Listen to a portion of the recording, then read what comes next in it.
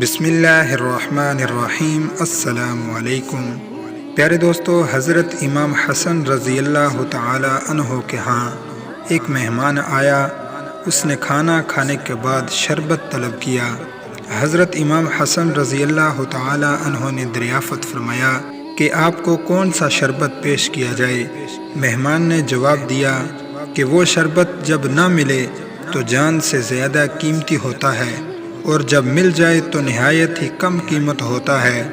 امام حسن رضی اللہ تعالی عنہ نے فرمایا کہ مہمان پانی مانگ رہا ہے۔ حاضرین کو آپ کی ذہانت پر بہت حیرانگی ہوئی۔